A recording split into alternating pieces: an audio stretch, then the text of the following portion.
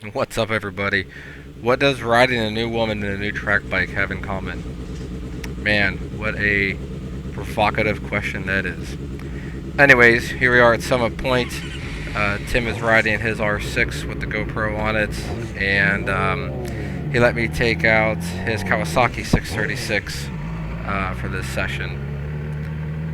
And getting ready to roll out here, and I realized that I found myself in a situation that a lot of track riders find themselves in, and whether they got a new to them track bike, or perhaps they did a lot of modifications to their current bike, whatever the case may be, they're riding a new setup.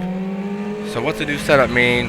How are you supposed to approach it, and what are you supposed to do when you're supposed to be riding on the track, where everybody's trying to ride as fast as they can. Clearly we're not wasting any time getting up to speed here, and still, right off the bat, one thing to kind of keep in mind, guys, right? Don't overthink it, So far, I figured out the important thing. All the controls are still in the same spot. I would say, for me, the most important control that I will ease into is definitely going to be the brakes. And you'll definitely see that when we come up here going into turn 3. You can see how Tim had to check way up on me because I was still tiptoeing into turn 3. But that brings up a great talking point. If you noticed, I did not miss that apex going into 3 because I did not want to rush that corner.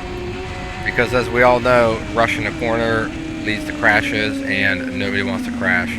Especially if it's not your motorcycle. So that kind of follows the guidelines of that unspoken rule, right? If you don't know what that unspoken rule is, if you're riding a friend's bike, you probably shouldn't be riding their bike. Anyways, getting comfortable with the bike.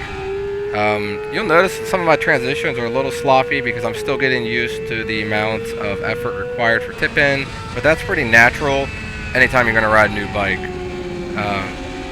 We are all predispositioned to our certain muscle memory that we're used to riding, the bikes that we know, and so you go to tip in a bike or do this or whatever, and it doesn't handle the same, so you just kind of adjust on the fly here. I'm getting a little bit more comfortable coming into the turn 1. Still left a lot on the table. I noticed again how Tim had to really check up on me.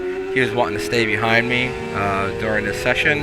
He could have easily gone around the left side of me, but that's why he had to slow up a little more than he was planning to. But I feel that just kind of falls in line with taking the appropriate amount of time that you need to get comfortable on that motorcycle.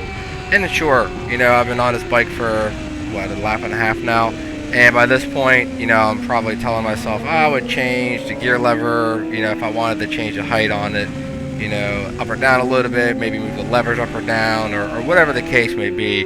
But those are all very minor things, that you could ride around. Probably the number one control that I would prioritize and get adjusted to your liking, as soon as possible, would be the brake lever, for sure. For example, Tim likes to run his front brake lever out a lot further from the bar than I do. And so when I initially sat on the bike, I really noticed that I really had to make a very conscious effort to stretch out my finger in order to be able to reach the brake lever. And that's something that I didn't really want to mess with because it's not my bike. I'm not going to tailor that. I'm not going to change everything on this bike just for me. It was still within that realm of safe. Had I ridden through the paddock and said that, hey, there's no way I can reach this thing, I obviously wouldn't have gone out on track. But in your head, first few times you're riding a bike, I like to make it, rack and stack your priorities. And so, hey, can I access the brake lever? How's the rear brake lever feel? That's quickly the second one that I would feel. A lot of times, I find I like to run my rear brake lever a little higher, so I don't have to rotate my ankle as much. Again, these are all just small, nuanced things.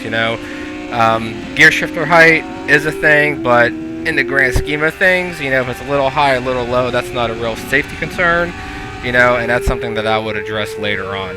Here we are, getting a lot more comfortable. Again, Tim's Kawasaki, it runs phenomenal. That motor it screams up top, and we're getting comfortable, and now we get to have a little fun here. Being comfortable is the name of the game. Don't go pulling her hair until you know how she's going to react. The input on those controls is It's very important. Anyways, getting more comfortable going a little deeper into one here. Coming up on some traffic, and I'm eyeing this up, and I'm getting pretty comfortable with these controls now, right?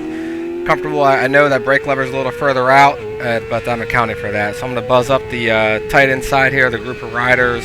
I just got really lucky here, and that was a 5 for 1 there into turn 3. Tim's going to get hung up a little bit here in traffic, but to kind of circle back to the topic at hand, I would prioritize your brake levers first for the safety that we discussed, your rear sets, and then your clip-ons. The rear sets on your motorcycle is like the foundation on a house. If the rear sets are off, your body position is going to be all jacked up, and it's also going to affect your ability to transition left to right on a motorcycle. Furthermore, until your rear sets are in a position where they need to be for how you sit relative to the chassis of the motorcycle, there's no sense in adjusting the clip-ons inwards and outwards until your rear sets are set. Anyways, guys, I hope you found this informative, and I want to leave you with don't be afraid to pull her hair, because she just might like it. Alright, later.